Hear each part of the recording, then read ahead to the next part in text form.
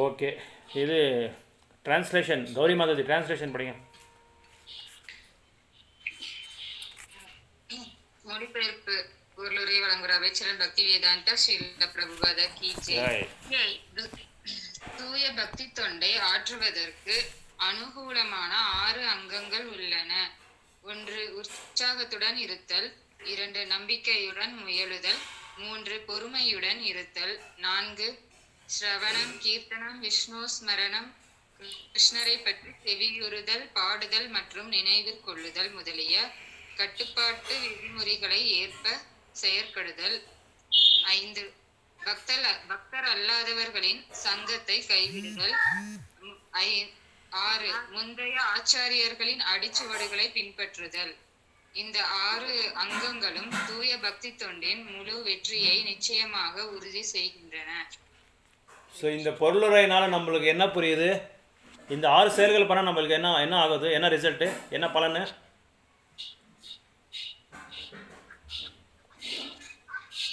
இந்த 6 செயல்கள் நம்ம பண்ணுறதுனால என்ன நம்மளுக்கு பலன் வருது? பக்தி தொண்டில் வெற்றி அடையும். எப்போ பக்தி தொண்டில் நம்ம வெற்றி அடையலாம்? இந்த 6 செயல்கள் நம்ம எப்போ செய்கிறதுக்கு தொடங்குவோமோ அப்போ நம்ம கண்டிப்பாக வெற்றி நம்ம அடையலாம்னு சொல்கிறாங்க. ஸோ நம்ம ஆல்ரெடி உற்சாகத்தை பார்த்துட்டோம். நிச்சய தைரியத்தை நிச்சய தைரியம். நிச்சயனா என்டவரிங் கான்ஃபிடென்ஸ், நம்பிக்கை, ஒரு முழு நம்பிக்கை. நம்ம என்ன செயல் செய்கிறோமோ அது மேலே நம்பிக்கையோட நம்ம செய்கிறது. 3வது தைரியாத் அப்படின்னா பேஷன்ஸு. ரொம்ப நம்ம பொறுமையாக இருக்கணும். எவ்வளோ பொறுமையாக இருக்கிறோமோ அவ்வளோ பொறுமையாக நம்ம பக்தி தொண்டை நம்ம நிறைவேற்ற பண்ணலாம். ஸோ இந்த பொறுமைக்காக நம்ம நான் ஒரு ஸ்டோரி சொன்னேன் ராமாயணத்துலேருந்து. யாருக்காவது ஞாபகம் இருக்கா? ராமாயணம்.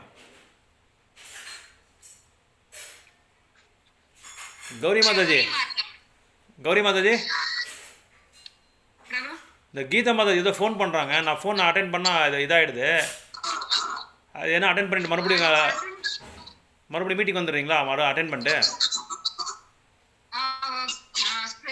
ஜாயின் ஆகிடுங்க மீட்டிங். அப்படியா? அட்டென்ட் ஆகிட்டேன்.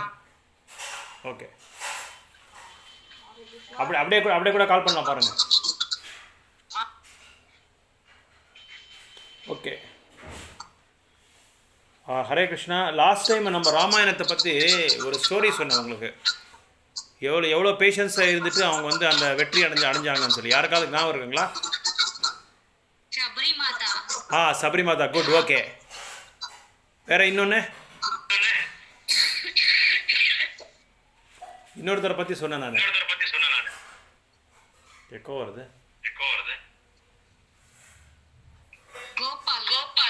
கோபால். ஓகே. அது மகாபாரத் ஸ்டோரி. இன்னொன்று ராமாயணத்துலேருந்தே ஒருத்தரை பற்றி, சீதா மாதா ராமாயணம் பற்றி ஒன்று சொன்னேன், ராவணம் பற்றி ஒன்று சொன்னேன். சம்பத்தி ஞாபகம் இருக்குங்களா? சம்பத்தி என்ற ஒரு ஈகிள், கழுகு தான் சொல்கிறது ஈகிளுக்கு. கழுகு என்ன பண்ணுது? இந்த சம்பத்தி என்ற அது பேர். அது இந்த சம்பத்தி ஒரு தடவை மேலே பறந்துட்டே போயிட்டுருக்கும்போது இந்த சூரியனோட ரசமினால் அந்த சூடுக்கு அவங்களோட 2 ரெக்கைகளும் எரிஞ்சிடுது. ஸோ அதுக்கப்புறம் அது தன்னோட இதுக்கு வந்துடுது, தன்னோட வீட்டுக்கு வந்துட்டு அதுக்கப்புறம் தன்னோட பையனை அனுப்புகிறாங்க இது சாப்பாடு கொண்டு வரதுக்காக. அப்போ சம்பத்திக்கு மேலே ஃப்ளை பண்ண முடியாது. ஏன்னா 2 ரெக்கைகள் போயிடுச்சு. அப்போது என்ன ஆச்சுன்னா இதில் வானர சைன்யம் ஒரு நாள் அந்த சம்பத்தி இருக்கிற அந்த குடிசல்கிட்ட வராங்க. அங்கெல்லாம் எல்லா வானர சைன்யங்களும் 4 திசைகளாக போயிருப்பாங்க. சுக்ரீவரனோட ஒரு ஆர்டர்னால். என்ன ஆர்டர்னா, நார்த்து சைடு ஒருத்தர், சவுத்து, வெஸ்ட்டு, ஈஸ்ட்டு, கிழக்கு, மேற்கு அந்த மாதிரி எல்லோரும் ஒரு டீம் அமைச்சிருப்பாங்க சீதையை தேடுறதுக்காக. சீதையை யார் எடுத்துகிட்டு போனது? ராவணன் எடுத்துகிட்டு போனதுனால ராமருக்கும் சுக்ரீவர் 2 பேர் நடுவில் ஒரு ஸ்நேகிதத்தை உண்டாக்குறாரு ஹனுமான். அந்த ஸ்நேகிதத்தை உண்டாக்குன பிறகு சுக்ரீவரன் அந்த ஒப்பந்தத்துக்கு பிரகாரமாக ராமர்கிட்ட வாக்கு கொடுக்குறாரு, சீதையை எப்படியாவது நான் கண்டுபிடிச்சி கொடுக்குறேன்னு சொல்லி. அதே மாதிரி ராமர் கூட சுக்ரீவனுக்கும் வாலிக்கு இருக்கிற அந்த சண்டை காட்சிகளில் நான் உங்களை விடுபடுறேன், உங்களை வானர இந்த ஐ மீன் கிஷ்கிந்தாக்கு வந்து உங்களை வந்து மன்னராக செய்கிறேன் அப்படின்னு சொல்லி 2 பேரும் ஒப்பந்தம் போட்டுக்கிறாங்க. அந்த ஒப்பந்த பிரகாரம் சுக்ரீவர் என்ன செய்கிறாரு, மறந்துடுறாரு. தன்னோட வாக்கு கொடுத்தது பகவானுக்காக மறந்துடுறாரு. அப்போ ஏன் எக்கோ வருது? ஸோ அப்போ லக்ஷ்மணன் அனுப்புகிறாரு. லக்ஷ்மணன் வந்து பார்த்துட்டு இவர் என்ன பேர், இவர் வானரம் இல்லையா, அனிமல், விலங்கு, அதனால் தன்னோட பெண் ஜாதிகள்கிட்ட வந்து கொஞ்சம் சந்தோஷமாக இருக்கிறதுனால லக்ஷ்மணன் கோவம் வந்து, நீ ராமருக்கு வாக்கு கொடுத்துட்டு இந்த மாதிரி செய்கிறதான்னு சொல்லி அவர் கோவம் வந்துடுது. ஸோ அப்போ உடனே சுக்ரீவர் வந்து கொஞ்சம் அந்த புலன்களுக்கெல்லாம் வந்துட்டு புலன்கள் வந்து வெளியே வந்து, சரி நான் உடனே வந்து இந்த மாதிரி இந்த வாக்கு கொடுத்த இது வந்து நான் நிறைவேற்றுறேன்னு சொல்லி எல்லா வானர சைன்யத்தையும் கூப்பிட்டு அதுக்கப்புறம் ஆளாளுக்கு ஒரு டீமை வந்து ஒரு குழு வந்து அனுப்புகிறாங்க, கிழக்கு மேற்கு அந்த மாதிரி. அப்படி வரும்போது சம்பத்தி கிட்ட ஒரு டீம் வருது. சம்பாத்தி அப்படின்னா ஒரு கழுகு. அந்த கழுகு கிட்ட வந்து இவங்கெல்லாம் பேசிக்கிட்டு இருக்காங்க. அவங்க ரொம்ப நாளாக தேடி இருக்காங்க, சீதை கடிக்காமல் இருக்கிறதுனால என்ன செய்கிறாங்க, எல்லாம் ஒரு மீட்டிங் போடுறாங்க உக்காந்தாங்க அந்த காட்டில். கேட்குதுங்க எல்லாருக்குமே? கிளியராக இருக்குங்களா? எல்லோரும் கிளியராக இருக்கா? கௌரி மாதவி என்ன கேட்டிங்களா?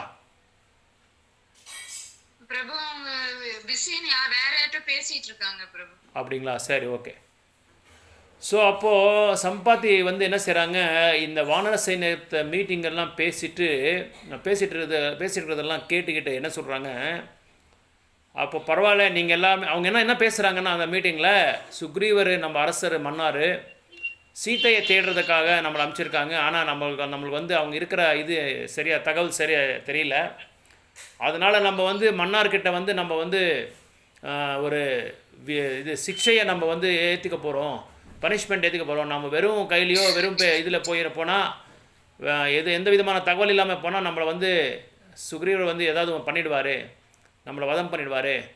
நம்ம என்ன பண்ணுறது, அங்கே போக முடியாது, ஏதாவது தகவல் கண்டுபிடிக்கணுமே சொல்லி முயற்சி பண்ணும்போது சம்பாத்தி வந்து சொல்லுது. அப்போ இன்றைக்கி வந்து எனக்கு நீங்கள் எல்லாமே ஒரு பெரிய குழு இருந்தது, நீங்கள்லாம் வந்து இறந்துட்டா எனக்கு ரொம்ப நல்லது. ஏன்னா எனக்கு டெய்லி ஒரு சாப்பாடு கிடைக்கும், ஒருத்தர் பிரேக்ஃபாஸ்ட்டாக கிடைக்கும், ஒருத்தர் லஞ்சு, அப்புறம் வந்து டின்னர், இந்த மாதிரிலாம் கிடைக்கும் எனக்கு. பரவாயில்ல, நீங்களாம் இறந்துட்டா நான் வந்து உங்களை சாப்பிடலாம் அப்படின்னு சொல்லி சம்பாத்தி வந்து இவங்களுக்கு சொல்கிறாங்க. இந்த வானர சைன்யத்துக்கு சொல்லும்போது வானர சைன்யம் சொல்கிறாங்க, பேசிக்கிறாங்க, இந்த மாதிரி எங்களுக்கு இதெல்லாம் ஆனது வந்து கைகேயினால் ஆனது தான்.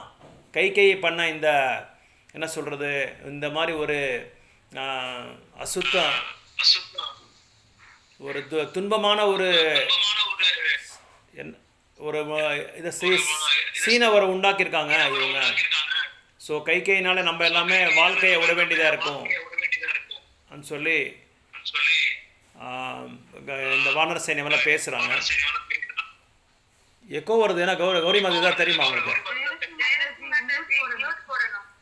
யார்? ஜெயலட்சுமி மாதாஜியா? ஜெயலட்சுமி மாதாஜி மியூட்டில் போடுங்க மாதாஜி.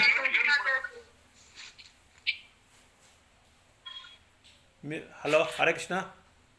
இப்போ ஓகேவால? கரெக்டாக ಇದೆ ಎಲ್ಲ ಈಗ? Okay okay. இந்த மாதிரி பேசிக்கிட்டு இருக்கும்போது சம்பாத்தி சொல்கிறாங்க, இல்லை எனக்கு வந்து சீதா மாதாஜி இருக்கிற அந்த இடம் எனக்கு தெரியும் நல்லா. ஏன்னா என் பையன் வந்து உணவு தேடுறதுக்கு போகும்போது நீங்கள் என்ன பேசிக்கிட்டீங்க, ஜட்டாயு வந்து ராவணன் வந்து அந்த ஜட்டாயுவை வந்து வதம் பண்ணிட்டாரு. அவளோட கத்தி எடுத்து அவங்களோட இது 2 என்ன சொல்கிறது விங்ஸு 2 ரெக்கைகளும் வந்து கட் பண்ணிட்டாங்க. அதனால் ஜட்டாயும் இறந்துட்டாரன்றது உங்கள் மூலமாக எனக்கு தெரிய வருது இந்த செயல்.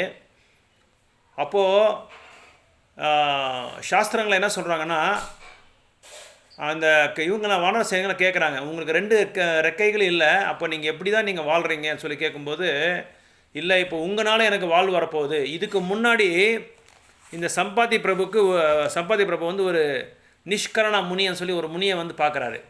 அந்த முனி வந்து இவருக்கு என்ன சொல்கிறாருன்னா, 8000 வருடங்கள் ஆன பிறகு உங்களுக்கு இந்த 2 ரெக்கைகள் வரப்போகுது, அது வரைக்கும் நீங்கள் பேஷன்ஸாக இருக்கணும். தைரியாத், அதான் தைரியாத்னா நீங்கள் ரொம்ப பொறுமையாக இருக்கணும்.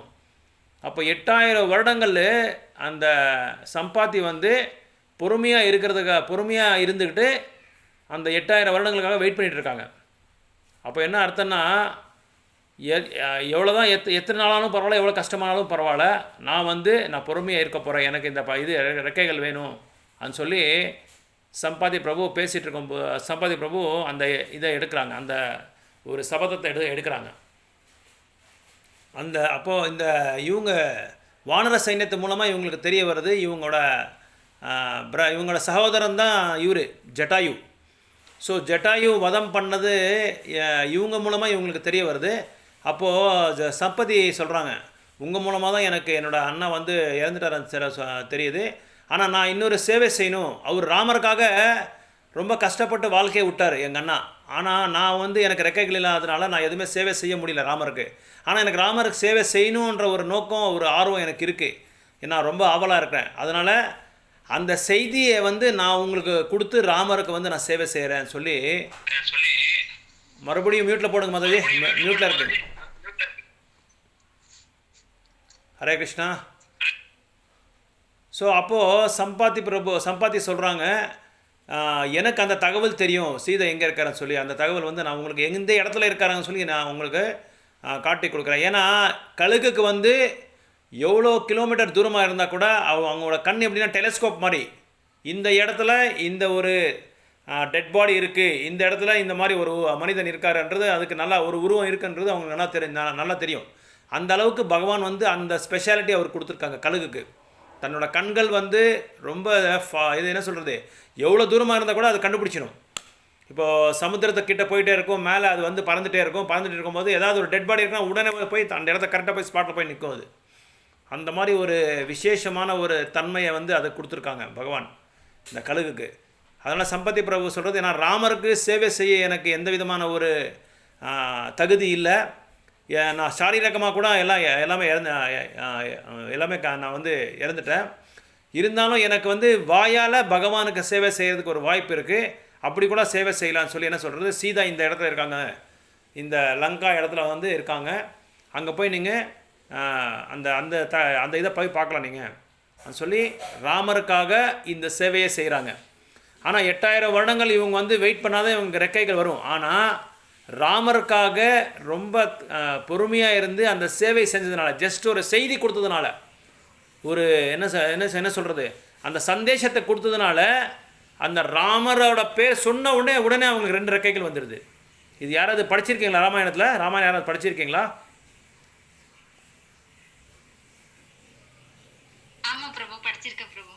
Very good, right. ஸோ அப்போ அந்த சம்பாதிக்கு அந்த 2 ரெக்கைகள் வருது. அதனால் பகவானை பற்றி சந்தேஷத்தை கொடுத்தாலே நம்மளுக்கு பாருங்கள், சம்பாத்தி இவருக்கு 2 ரெக்கைகள் வந்துச்சு. அப்போது பகவானுக்காக பக்தி செய்கிற எந்த விதமான ஒரு செயலாகட்டும், வாயால் ஆகட்டும், கையால் ஆகட்டும், காலால் ஆகட்டும், மனசாக ஆகட்டும், ஹிருதயத்து மூலமாக இருந்தாலும் பரவாயில்ல, அது சேவையாக ஏற்றிக்கிறாங்க பகவான். அதனால் நம்ம பண்ணுற பக்தி சேவையில் நம்ம ரொம்ப பொறுமையாக இருக்க வேண்டியதாக இருக்கணும். ரொம்ப பொறுமையாக இருக்க வேண்டியது ஒரு அந்த தன்மையை நம்ம அடையணும். அந்த பொறுமைன்றது ரொம்ப ரொம்ப இம்பார்ட்டன்ட்னு சொல்லி ஸ்ரீ ரூப கோஸ்வாமி சொல்கிறாரு. அதனால் அந்த சம்பாத்தி பிரபு எவ்வளோ பேஷன்ஸாக இருந்தார், எவ்வளோ பொறுமையாக இருந்தாருன்றது நம்ம இங்கே புரிஞ்சிக்க வேண்டியதாக இருக்கும். அதனால் பக்தி தொண்டில் நம்மளுக்கு முக்கியமான ஒரு விஷயம் என்னென்னா நம்பிக்கை தான். அந்த நம்பிக்கை நம்ம விட்டுட்டா நம்ம பக்தி தொண்டு பண்ண முடியாது. எல்லாமே நம்மளுக்கு என்ன இடைஞ்சலாகிடும், பக்தி தொண்டே பண்ண முடியாது. ஸோ அந்த சம்பாதிக்கு ராமருக்கு சேவை செய்யணுன்ற ஒரு எண்ணம் வந்த உடனே ராமர் உடனே அவருக்கு அலாட் பண்ணுறாரு, சர்வீஸ் ரெக்ரூட் பண்ணுறாரு. அதனால் நம்ம ஏங்கிட்டு இருக்கணும், எப்படா எனக்கு சேவை கிடைக்கிது, இது பகவானோட சேவை எப்போ எனக்கு கிடைக்கிது, அந்த சேவையை கிடைச்சாதான், அந்த சேவை கிடைச்சா நான் பண்ணுறதுக்கு ரெடியாக இருக்கிறேன்றது நம்ம ரெடியாக இருக்கணும். நம்ம சித்தமாக இருந்தால் தான். நிறைய பேர் என்ன சொல்லுவாங்க, பகவான் கூப்பிட்டுக்கிட்டோம், நான் வரேன், அப்போ போய் நான் செய்கிறேன், அப்போ போய் நான் கோயிலுக்கு வரேன், அப்போ நான் சத்சங்கத்துக்கு வரேன், அப்போ நான் மீட்டிங்குக்கு வரேன். பகவான் எப்போ கூப்பிட்டுட்டே இருக்காரு, எந்நேரமும் அவர் கூப்பிட்டு தான் இருக்கார். ஆனால் நம்மளோட டிசைர் தான், நம்மளோட ஆசை தான், நம்மளோட ஆசை, நம்மளோட நம்பிக்கை தான் ரொம்ப ரொம்ப இம்பார்ட்டண்ட்டு. அதனால் அந்த அந்த பக்தி தொண்டில் ரொம்ப முக்கியமான ஒரு செயல் எதுன்னா பேஷன்ஸாக இருக்கிறது. அதாவது பொறுமையாக இருக்கணும். என்ன தான் வந்தாலும், என்ன ப்ராப்ளம் வந்தாலும் நம்ம பொறுமையை விட்டுறக்கூடாது, அதை நம்ம புறக்கணிக்கக்கூடாது. அந்த பொறுமை தான் நம்மளை காப்பாற்றுன்னு சொல்லி சொல்கிறாங்க. மறுபடியும் மியூட்டில் போடுங்க மாதாஜி. அடிக்கடி மியூட்டில் போடுங்க. ஓகே. பகவத்கீதா புக்கு பக்கத்தில் இருந்தால் அந்த 9வது அத்தியாயம் எடுங்க. 9வது அத்தியாயம் 9வது அத்தியாயம் 3வது ஸ்லோகா. அது எடுத்தால் நீங்கள் உங்களுக்கு ஈஸியாக நீங்கள் இதாகும், அது ஃபாலோ பண்ணலாம் நீங்கள். அஸ்ரத்ததானாக புருஷா தர்மஸ்ய பரந்தபா அப்பிராப்பிய மாம் நிவர்த்தந்தே மிருத்யு சம்சார வர்த்தமானி சொல்லி கிருஷ்ணர் சொல்கிறாரு. 9வது அத்தியாயம் 3வது ஸ்லோகம். இது வந்து ரூப கோஸ்வாமி உபதேசாமிரத்தில் ரெஃபரன்ஸ் கொடுத்துருக்காரு. பகவத்கீதா புக் வச்சுருக்கீங்களா யாராவது பக்கத்தில்? அது ஓதி மததி, இது ஓதி.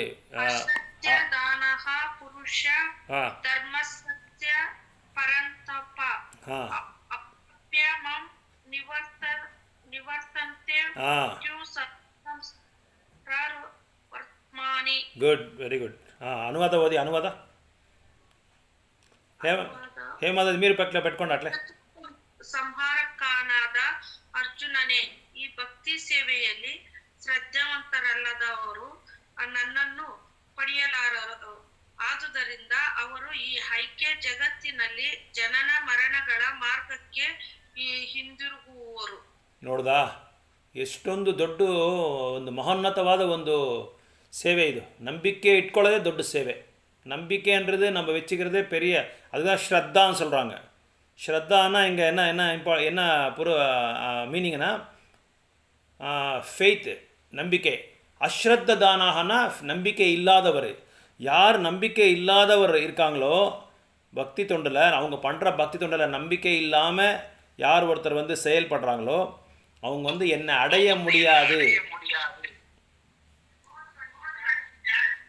ஜெயதாஷ் மாதாஜி கொஞ்சம் மியூட்டில் படிக்கணும் மாதாஜி. ஸோ பக்தி தொண்டில் ஸ்ரத்தை இல்லாதவங்க, நம்பிக்கை இல்லாதவங்க கண்டிப்பாக என்னை அடைய முடியாது.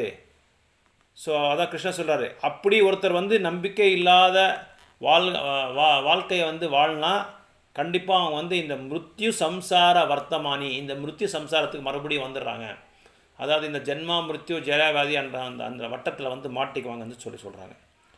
பர்போட் படிங்க கௌரி மாதாஜி. இருக்கா பகவத்கீதை பொருளுரை. நம்பிக்கையற்றவன் பக்தி தொண்டினை அடைய முடியாது. இதுவே இப்பதத்தின் பொருள்.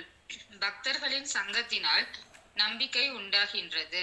துரதிர்ஷ்டசாலி மக்கள் மிகச்சிறந்த நபர்களிடமிருந்து வேத இலக்கியங்களின் எல்லா அத்தாட்சிகளையும் கேட்ட பின்னும் கடவுளின் மீது நம்பிக்கை கொள்வதில்லை.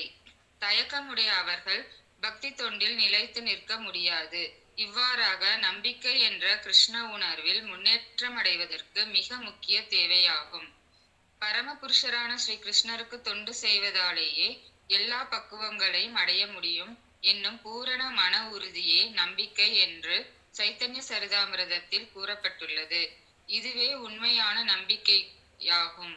ஸ்ரீமத் பாகவதத்தில் 4.3.14 கூறப்பட்டுள்ளதை போல யதா தரோர் மூல நிஷேக்ஷேனே திருப்யந்தி தத் ஸ்கந்த புஜோபஷாஹா பிராணோ பஹாரா ச யதேந்திரியாணாம் ததைவ சர்வார்த்தனம் அச்சுதேஜ்யா. அந்த ஸ்லோகாவே காணுமே என் புக்ல. ஸ்லோகாவே இல்லையா பாகவதம்? ஸ்லோகாவே இல்லையா? தமிழ்ல இருக்குங்க பிரபு. அப்படிங்களா? 3வது தான் படிக்க. 9:3 தானே? ஆமா ஆமாங்க பிரபு. ஓகே ಪ್ರಭು ಸೇಮ್ ಇದೆ ಪ್ರಭು, ನಮ್ಮ ಬುಕ್ ಅಲ್ಲಿ ಇದೆ. ಇದೆಯಾ? Okay okay. ನನ್ನ ಬುಕ್ಕಲ್ಲಿ ಇಲ್ವಲ್ಲ? ஓகே. ஜெகதாலட்சுமி மாதாஜி மியூட்டில் போடுங்க. மரத்தின் வேருக்கு நீரூற்றுவதன் மூலம் அதன் கிளைகளும் இலைகளும் திருப்தி அடைகின்றன. வயிற்றுக்கு உணவூட்டப்படுவதன் மூலம் உடலின் எல்லா புலன்களும் திருப்தி அடைகின்றன. அதுபோல பரமபுருஷரின் திவ்யமான தொண்டில் ஈடுபடுவதன் மூலம் எல்லா தேவர்களும் எல்லா உயிரினங்களும் தாமாகவே திருப்தி அடைகின்றன. இன்னொரு வாட்டி படிங்க அந்த லைன் மாதாஜி. இன்னொரு வாட்டி அந்த லைன் படிங்க. மரத்தின் வேருக்கு நீரூற்றுவதன் மூலம் அதன் கிளைகளும் இலைகளும் திருப்தி அடைகின்றன. வயிற்றுக்கு உணவூட்டுவதன் மூலம் உடலின் எல்லா புலன்களும் திருப்தி அடைகின்றன. அதுபோல பரமபுருஷரின் திவ்யமான தொண்டில் ஈடுபடுவதன் மூலம் எல்லா தேவர்களும் எல்லா உயிரினங்களும் தாமாகவே திருப்தி அடைகின்றன. எனவே பகவத்கீதையை படித்த பின் இதர ஈடுபாடுகள் அனைத்தையும் விட்டுவிட்டு பரமபுருஷரும் புருஷோத்தமருமான கிருஷ்ணரின் தொண்டில் ஈடுபட வேண்டும் என்னும் முடிவிற்கு வர வேண்டும். வாழ்வின் இந்த தத்துவத்தில் ஒருவனுக்கு முழு திருப்தி இருந்தால் அதுவே நம்பிக்கை எனப்படும். அந்த நம்பிக்கையை வளர்ப்பதே கிருஷ்ண பக்தியாகும். 3 விதமான கிருஷ்ண பக்தர்கள் உள்ளனர். நம்பிக்கையற்றவர்கள் 3வது பிரிவை சேர்ந்தவர்கள். அவர்கள் வெளிப்புறமாக பக்தி தொண்டில் ஈடுபட்டிருந்தாலும் உன்னதமான பக்குவ நிலையை அவர்களால் அடைய முடியாது. சில காலத்திற்கு பிறகு பெரும்பாலும் அவர்கள் தவறிவிடுவர். பக்தி தொண்டில் ஈடுபட்டுள்ள போதிலும் முழு நம்பிக்கையும் உறுதியும் இல்லாததால் கிருஷ்ண உணர்வை தொடர்வது அவர்களுக்கு மிகவும் கடினம். எங்களது ஆன்மீக பொதுநலச் செயல்களின் போது இதில் எமக்கு சுய அனுபவம் உள்ளது. கிருஷ்ண உணர்விற்கு வரும் சிலர் ஏதாவது உள்நோக்கத்துடன் இதில் ஈடுபடுகின்றனர். தங்களது பொருளாதாரம் சற்று வளம் பெற்றவுடன் பக்தியை விட்டுவிட்டு தங்களது பழைய வழிகளுக்கே சென்று விடுகின்றனர். நம்பிக்கையால் மட்டுமே கிருஷ்ண உணர்வில் முன்னேற்றம் அடைய முடியும். நம்பிக்கையின் வளர்ச்சியை பொறுத்தவரையில் பக்தி தொண்டின் சாஸ்திரங்களை நன்றாக அறிந்தவன் திடமான நம்பிக்கையை அடைகிறான். அவன் முதல் நிலை பக்தன் என்று அழைக்கப்படுகிறான். 2ஆம் வகுப்பினர் பக்தி சாஸ்திரங்களை புரிந்து கொள்வதில் அவ்வளவு தேராவிட்டாலும் கிருஷ்ணருக்கு தொண்டு செய்வதே கிருஷ்ண பக்தி சிறந்தது என்னும் இயற்கையாகவே உறுதியான மியூட்ல போடுங்க மாதாஜி. ஹரே கிருஷ்ணா. ஹரே கிருஷ்ணா. ப்ளீஸ் மியூட்ல போடுங்க.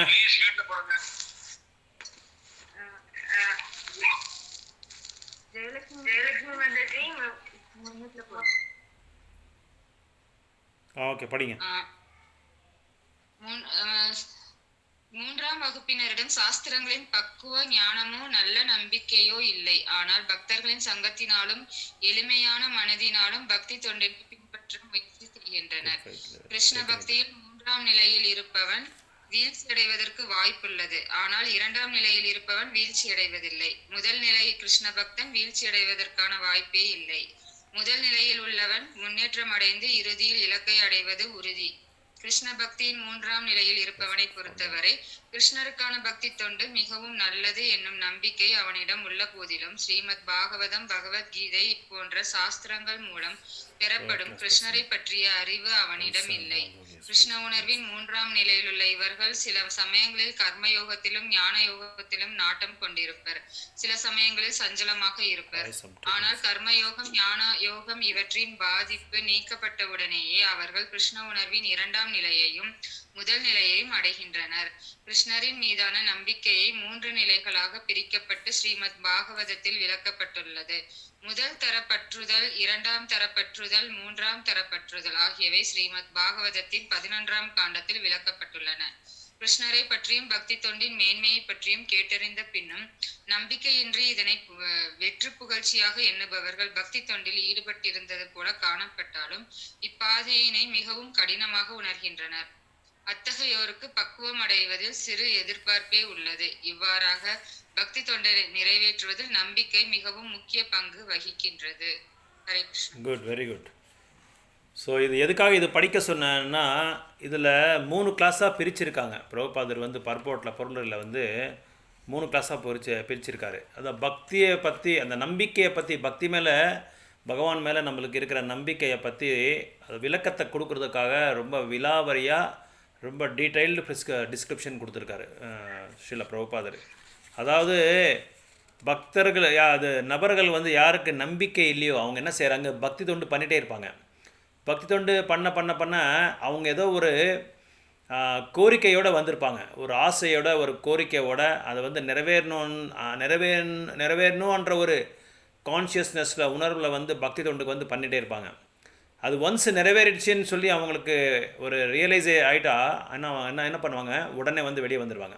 அதாவது எக்ஸாம்பிள், இப்போ வந்து ஒரு நபர் வராங்க, ஒரு புதுசாக ஒரு டிவோட்டி வராங்க கிருஷ்ண கான்சியஸ்க்கு சொல்லி நம்ம உதாரணம் எடுத்துக்கிட்டால், அந்த ஒரு 6 மாதம் இருப்பார். அந்த 6 மாதத்துக்குள்ளே அவர் ஏதோ ஒரு பௌதிகமான ஆசை வச்சுருப்பார். நான் பண்ணுற கம்பெனியில் எனக்கு வந்து ப்ரொமோஷன் கிடைக்கணும், எனக்கு வந்து சேலரி ஜாஸ்தியாக வரணும், இல்லை எனக்கு நல்லா ஒரு திருமணம் ஆகணும், ஒரு நல்ல இடத்துல திருமணம் ஆகணும், ஒரு நல்ல வெல்லரசு வீட்டில் வந்து நான் கல்யாணம் பண்ணிக்கணும், இந்த மாதிரி எல்லாம் நிறைய மெட்டீரியல் டிசைர்ஸு.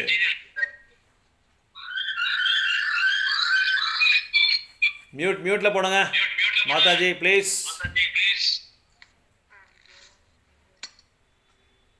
ஸோ அந்த மாதிரி ஒரு பௌதிகமான ஆசைகள் வச்சுக்கிட்டு நிறைய பேர் வாங்க. சில பேர் என்ன பண்ணுவாங்க, பக்தி தொண்டுக்கு எதுக்காக வருவாங்கன்னா,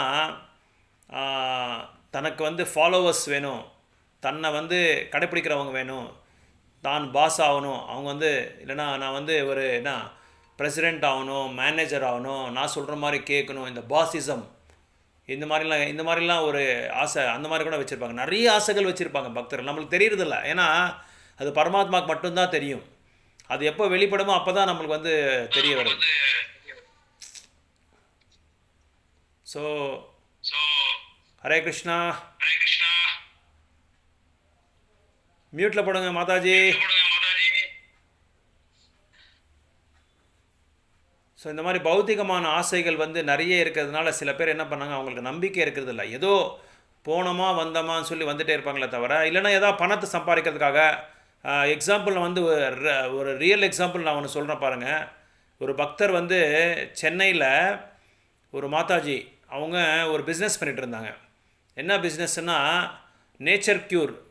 அப்படின்னா இயற்கையாக வந்து சில நோய்களை வந்து குணப்படுத்துறதுக்காக ஒரு பக்தர் வந்து தெரியாமல் பாவம் எல்லாருக்குமே ப்ரீச்சிங் பண்ணுற மாதிரி அவங்களுக்கு ப்ரீச்சிங் பண்ணியிருக்காங்க, பிரச்சாரம் பண்ணியிருக்காங்க. அதுக்காக வந்து அந்த பிரச்சாரத்துக்கு வந்து அவங்க நல்லா கேட்டுக்கிட்டு சத்சங்கம்லாம் எடுத்து உடனே பகவத்கீதை புக்கெல்லாம் வாங்கிட்டாங்க, கிளாஸ்க்கெல்லாம் வந்துட்டாங்க, ஜெபம் பண்ணுற கூட ஆரம்பிச்சிட்டாங்க. ஜெபம் பண்ண ஆரம்பிச்சிட்டு என்ன பண்ணாங்க, சில பேம்ப்ளெட்ஸு நோட்டீஸ் எல்லாம் கொண்டு வந்தாங்க.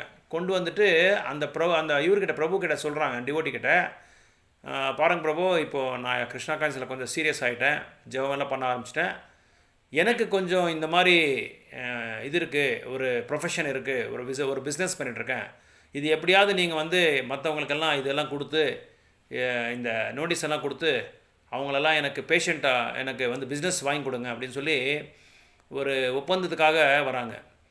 அப்போ அந்த பிரபு என்ன சொல்கிறேன்னா, மாதாஜி இது வந்து நாங்கள் பிஸ்னஸ்க்காக இந்த கிருஷ்ண கான்சியஸ் செய்கிறதில்ல, மற்றவங்களை வந்து இந்த பௌதிக உலகத்தில் ரொம்ப கஷ்டப்பட்டு வாழ்ந்துட்டுருக்காங்க, அந்த கஷ்டத்துக்கு எப்படியாவது ஒரு நிவாரணம் கொடுக்கறதுக்காக தான் இந்த கிருஷ்ண பக்தி செய்கிறோம். அது விட்டுட்டு நாங்கள் இந்த வியாபாரம் பண்ணுறது, பணத்தை சம்பாதிக்கிறது, இதெல்லாம் வந்து இங்கெல்லாம் நடக்காது, யாருமே பக்தர்கள் ஏற்றிக்க மாட்டாங்க. நீங்கள் ஒரு வேளை ஃப்ரீயாக சர்வீஸ் பண்ணுங்கள், அப்போ வேணால் உங்களுக்கு கிருஷ்ணர் வந்து உங்களுக்கு நல்ல ஒரு பிஸ்னஸ் கண்டிப்பாக கொடுப்பாங்க அப்படின்னு நீங்கள் அந்த நோக்கத்தில் நீங்கள் இந்த பக்தியை செய்யக்கூடாது. ஏன்னா பகவான் மேலே நம்பிக்கை இல்லாத, பக்தி மேலே நம்பிக்கை இல்லாத நீங்கள் செஞ்சால் அது வந்து உங்களுக்கு பௌதிகமாக கூட அது வந்து சில காரணங்கள்னால நீங்கள் வந்து உங்களோட பிஸ்னஸ் கூட லாஸ் ஆகிறதுக்கு சான்சஸ் இருக்குது அப்படின்னு சொல்லி சொன்னால் அவங்க கேட்கல. கடைசியில் அந்த பிரபுவே நல்லா திட்டிட்டு போயிட்டாங்க, நல்லா அஃபென்ஸ் பண்ணிட்டு போயிட்டாங்க, அபராதம் பண்ணிவிட்டு. கடைசியில் அவர் கோயிலுக்கே வரல. நிறைய பேருக்கு அந்த இதுக்கு மருந்து கொடுக்குறதுக்கு பார்த்தாங்க, ஆனால் யாருமே பக்தர்கள் வந்து ஏற்றிக்கல, ஏன்னா அது ஆத்தரைஸ்டு கிடையாது. ஸோ நம்ம கிருஷ்ணவனவர்களை வந்து முக்கியமாக நம்ம இயக்கத்தில் வந்து இந்த மாதிரி பிஸ்னஸ் பண்ணுறது உள்ள அது அப்படின்னு சொல்லி நம்ம ஒரு பிளான் பண்ணி நம்ம உள்ளே வந்தால் கூட அது கிருஷ்ணர் எப்படியாவது அதுக்கு தடை போட்டு வெளியே அமுச்சிடுவார்.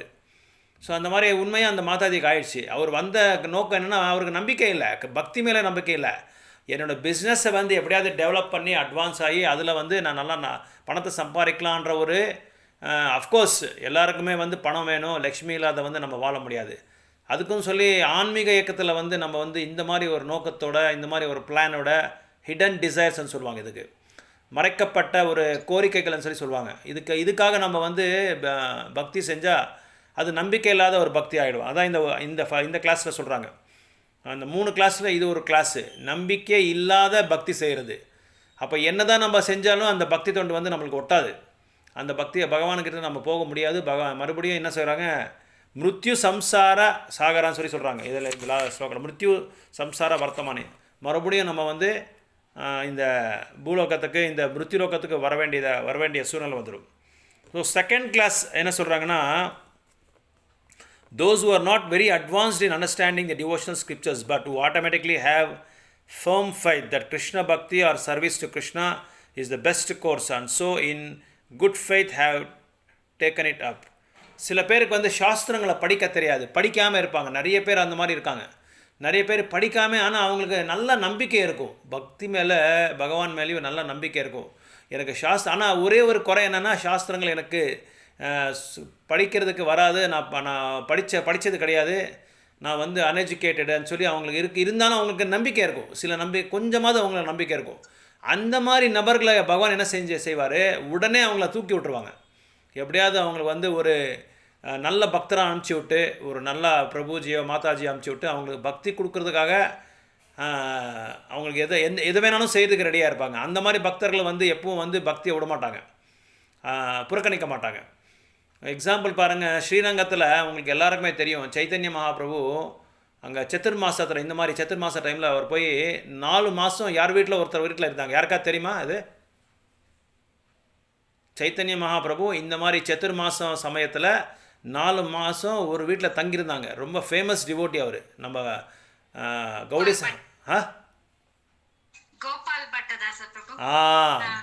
கோபால் பட்ட கோஸ்வாமி.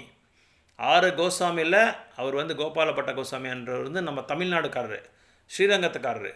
அவரோட தகப்பனார் வந்து வெங்கடப்பட்டான்னு சொல்லி அவங்களுக்கு பேர். அந்த வெங்கடப்பட்டா வீட்டில் வந்து 4 மாதம் தங்கினாங்க.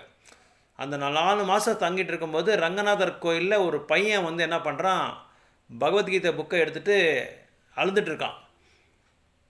ஃப்ரண்ட் ரேப்பரை வச்சுட்டு அழுதுட்டுருக்கான்.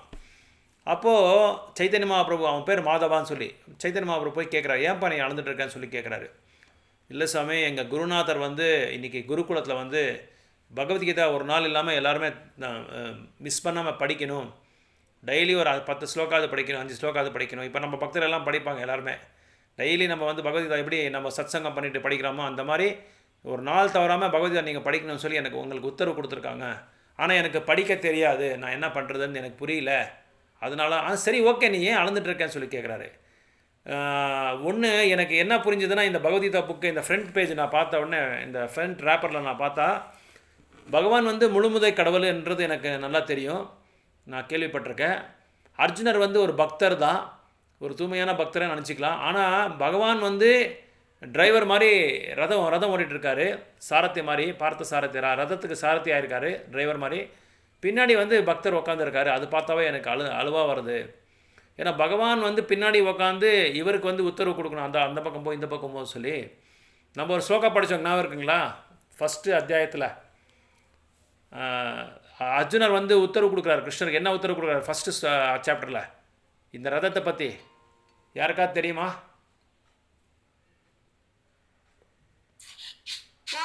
நடுவுல கொண்டு போய் தேர நிறுத்த சொல்லுவார். Very good, excellent. அதனால தான் கிளாஸில் வந்து நம்ம கவனத்தோட அந்த இதை வந்து செலுத்தணும், நம்ம உணர்வு வந்து கவனத்தோடு இருக்கணும். நான் எதிர்பார்க்கவே இல்லை மாதாஜி அப்படி சொல்லுவாங்கன்ட்டு. எக்ஸலண்ட். ஏன்னா நம்ம ரீசெண்டாக லாஸ்ட் சாட்டர்டே கூட இந்த ஸ்லோகா படித்தோம். ஸோ உத்தரவு கொடுக்குறாரு அர்ஜுனா, கிருஷ்ணா போய் என்னை வந்து அந்த போர் காலத்தில் இருக்கிற அந்த 2 பகுதி நடுவில் என்னை நிறுத்துன்றாங்க. அந்த ரதத்தை போய் நிறுத்துங்க, நான் போய் பார்க்கணும், என்னோடய எதிராளிகள் யாரெல்லாம் இருக்காங்களோன்ற அவங்கள நான் பார்க்கணும்னு சொல்லி கிருஷ்ணருக்கே உத்தரவு கொடுக்குறாரு. ஸோ அந்த மாதிரி இப்போ மாதவர் என்ன சொல்கிறாருன்னா, இந்த மாதிரி எனக்கு பகவானே இந்த மாதிரி இருக்கும், ஏன் இந்த நிலைக்கு வந்துட்டாங்க, டிரைவர் நிலைக்கு வந்துட்டாங்க, சாரத்தி நிலைக்கு வந்துட்டாங்க, அது பார்த்தா எனக்கு அழுவாவாது. அவர் யார்? அகிலாண்ட கோட்டி பிரம்மாண்ட நாயக்கர், இந்த தேவாதி தேவர் அவர். அதாவது எல்லா லோகத்துக்கும் ஈஸ்வரர் அவர் தான். ஈஸ்வரா பரமகிருஷ்ணா சச்சிதானந்த விக்கிரகர். ஸோ எல்லா லோகத்துக்கும் அவர் வந்து என்ன சொல்கிறது, அவர் தான் ப்ரொப்பரேட்டர், அவர் தான் owner. He's a creator, maintainer, destroyer, ஜன்மாதி எஸ் எதான்னு சொல்லி சொல்கிறாங்க. ஃபஸ்ட்டு ஸ்லோக்காலே சொல்கிறாங்க, நம்ம படிச்சிருக்கோம் பாகவதமில். அப்படி இருக்கும்போது அவரே இங்கே உட்காரணும், ஏன் அர்ஜுனர் அங்கே பின்னாடி உட்காரணும்? ஸோ இது கேட்ட உடனே சைத்தன்ய மகாபிரபுக்கு ரொம்ப சந்தோஷமாயிடுது. சந்தோஷமான உடனே நீ வந்து இனிமேல் பகவத்கீதை படிக்க தேவையில்லை, நீ வந்து உயர்ந்தமான பக்தராக போகிறேன்னு சொல்லி அவரோட தாமரை அந்த கரத்தால் அவரை வந்து ஆசீர்வாதம் பண்ணுறாரு. ஸோ ஆசீர்வாதம் பண்ண உடனே அவருக்கு இன்னும் அதான் என்ன சொல்கிறாங்கன்னா, இங்கே பிரபுபாத்திர கூட சொல்கிறாரு, யார் ஒரு நபர் வந்து ரொம்ப சின்சியராக, தீவிரமாக, ஸ்ரத்தையாக பகவானை பற்றியோ சாஸ்திரங்களை பற்றியோ நல்லா படிக்கிறாங்களோ, நல்லா படித்து நம்பிக்கையோட, முக்கியமாக நம்பிக்கையோட படிக்கிறாங்களோ, அவங்களுக்கு கண்டிப்பாக அவங்க வந்து பக்தி தொண்டில் அட்வான்ஸ் ஆவாங்க. நம்மளுக்கு தெரியாத விஷயங்கள்லாம் தெரிய வருது. எனக்கே அது ரொம்ப எக்ஸ்பீரியன்ஸாக இருக்குது. நிறைய விஷயங்கள் எனக்கு தெரியாது. இப்போது கூட அவ்வளோதான், நிறைய விஷயங்கள் தெரியாது. ஆனால் பக்தர்கள் கூட சாங்கித்யம் பண்ண பண்ண பண்ண, சாஸ்திரங்களை படிக்க படிக்க, நாளைக்கு உங்கள் மாதிரி பக்தர்கள் கூட இதெல்லாம் பகிர்ந்துக்கிறதுனால நிறைய விஷயங்கள் தெரிய வருது. முக்கியமாக பிரச்சாரத்தில் நம்ம அந்த ஃபீலிங் வந்து எக்ஸ்பீரியன்ஸ் பண்ணலாம். பிரச்சாரம் பண்ணுறதுனால பகவான் நிறைய சகாயம் பண்ணுறாங்க.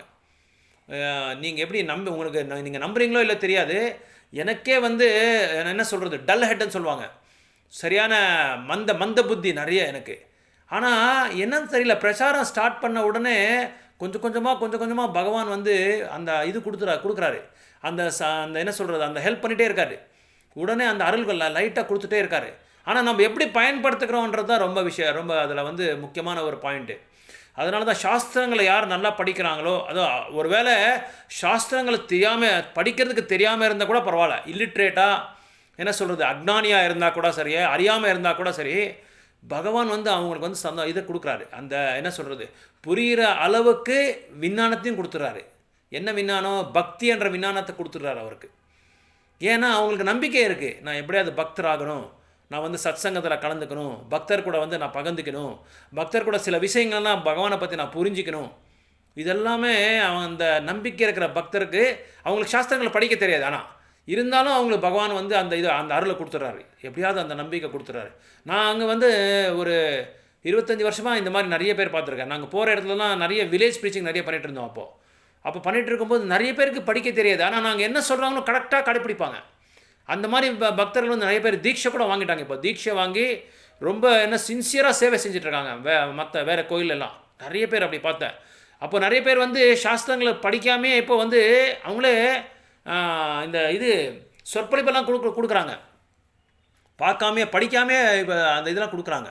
ஏன்னா அந்த நம்பிக்கை இருக்கிறதுனால, பகவான் மேலே நம்பிக்கை இருக்கிறதுனால பகவான் என்ன செய்கிறாங்க, அந்த தகுந்த அந்த கொடுத்துட்றாங்க, அவங்களுக்கு அந்த அருளை கொடுத்துட்றாங்க, அந்த அறிவையும் கொடுத்துட்றாங்க, அது புரிஞ்சுக்கிற அறிவையும் கொடுத்துட்றாங்க. நான் உங்களுக்கு அடிக்கடி சொல்லேன், ஒரு பெயிண்டரு 3ஆவது கிளாஸ் தான் படிச்சிருக்கேன். அந்த பெயிண்டரு ஒரு 30 வருஷத்துக்கு முன்னாடி வேலூரை நினைக்கிறவர். அவர் வந்து ஸ்கூலுக்கே போகலன்னு நினச்சிக்கோங்க, சும்மா 3ஆவது கிளாஸ்ன்னு சொல்கிறது, ஸ்கூலுக்கே போகல. அவங்க அப்பாவும் பெயிண்டர், அவரும் பெயிண்டர் தான்.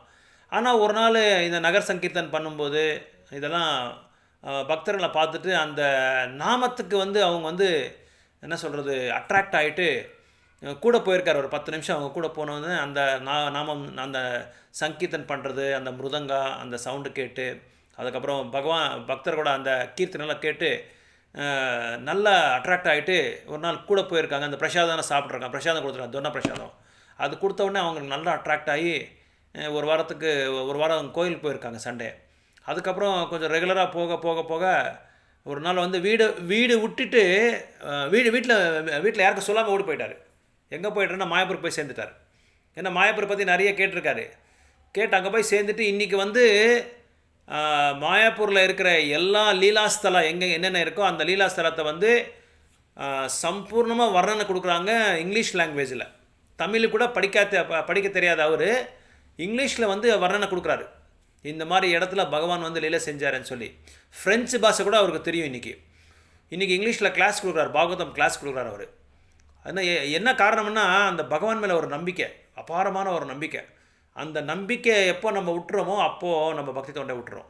ஸோ அதனால் செகண்ட் கிளாஸ் டிவோட்டி என்ன சொல்கிறாங்கன்னா, சாஸ்திரங்களை படிக்க தெரியாமல் இருந்தால் கூட சரி, நம்பிக்கைன்றது இருந்தால் கண்டிப்பாக பகவான் அவங்கள வந்து எப்படியாவது லிஃப்ட் பண்ணிடுவாங்க, பூஸ்ட் பண்ணிடுவாங்க. அவங்கள அப்படி எப்படியாவது கிருஷ்ணவனுக்கு கொண்டு வந்துடுவாங்க. ஒரு பக்தர் அனுப்புவாங்க, ஒரு பிரசாதத்தை கொடுப்பாங்க, அறியாமல் அவங்க வந்து அந்த சுக்ரித்தை வந்து அடைவாங்க. அதாவது ஃபஸ்ட் கிளாஸ் டிவோட்டி எப்படி இருக்காங்கன்னா, அவங்களுக்கு வந்து எல்லாமே நம்பிக்கை பகவான் தான். அவங்களுக்கு எந்த விதமான அப்பநம்பிக்கையே அவங்கக்கிட்ட இருக்காது. யார் என்ன சொன்னாலும் அவங்க வந்து அதை பற்றி கேட்குறதே இல்லை, அவங்க அதை பற்றி அவங்க காதே கொடுக்குறதில்ல.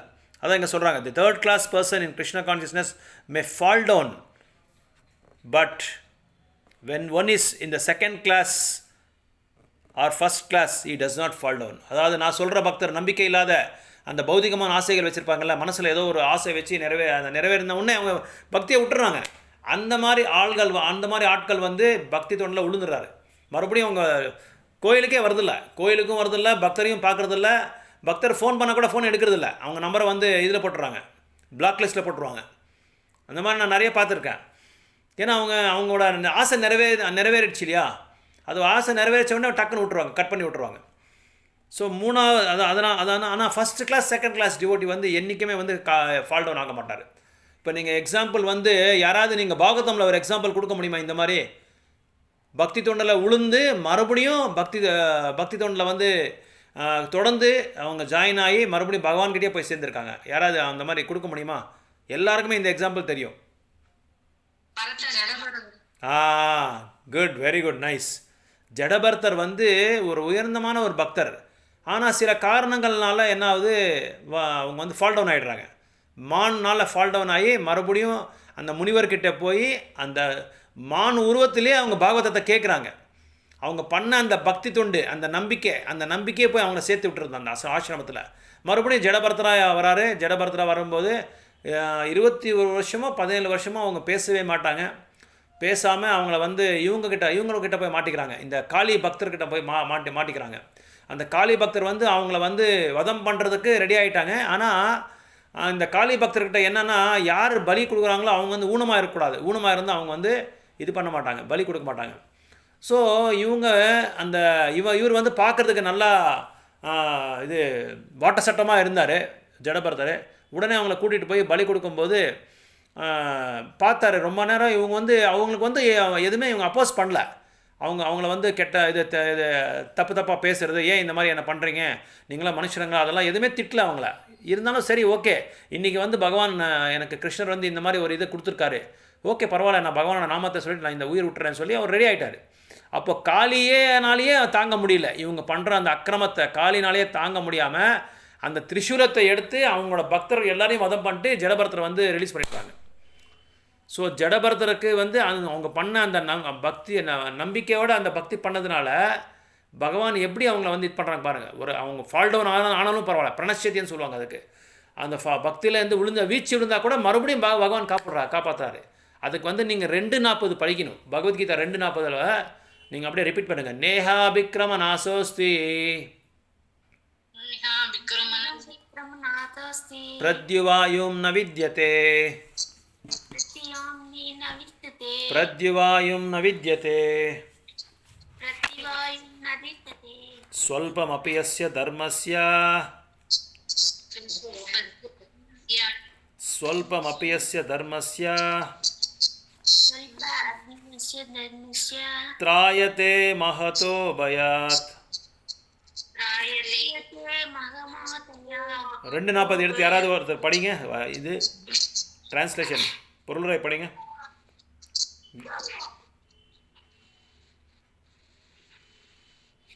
எதுல படிக்கணும் பிரபு? பகவத்கீதா 2:40.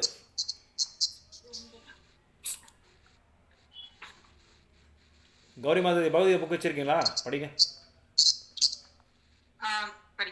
பொருளுரை மட்டும். டிரான்ஸ்லேஷன்.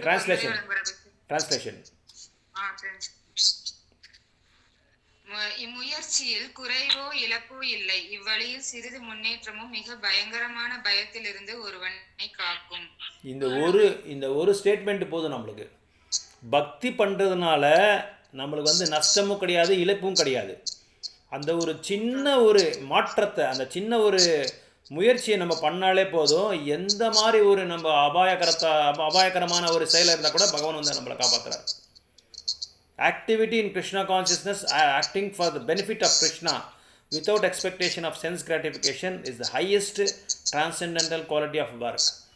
யார் ஒருத்தர் வந்து கிருஷ்ண உணர்வு, இப்போ நம்ம கூட அவ்வளோதான், நம்ம வந்து கிருஷ்ண உணர்வில் இருக்கிறோன்னா என்ன அர்த்தம், என்ன எப்படி உங்களுக்கு எப்படி புரிஞ்சுக்கணுன்னா, கிருஷ்ணர் சொல்கிறார் ஒரு ஸ்லோக்கால, நீங்கள் பண்ண அந்த கிருஷ்ண பக்தி நம்பிக்கையோடு நீங்கள் கிருஷ்ண பக்தி பண்ணீங்க இல்லையா, அதனால தான் இன்றைக்கி வந்து நீங்கள் சத்சங்கத்தில் இருக்கிறீங்க. அதனால தான் நீங்கள் கிளாஸை கேட்குறீங்க. நம்ம எல்லாருமே அதனால தான் இன்றைக்கி நம்ம சத்சங்கத்தில் இருக்கிறோம், கிளாஸ் ரொம்ப சின்சியராக நம்ம கேட்குறோம். பகவத்கீதா 6:41 எடுத்தால் அவங்களுக்கு தெரியும். 6:41 இப்படி பாருங்கள். பகவத்கீதையில் எத்தனை ஸ்லோகாக்கு எத்தனை கனெக்ஷன் இருக்குது பாருங்கள்.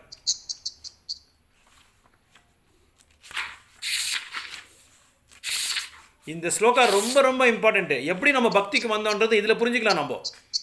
புரியுதுங்களா? நான் சொல்கிறது புரியுதுங்களா உங்களுக்கு எல்லாருக்குமே? 6:41.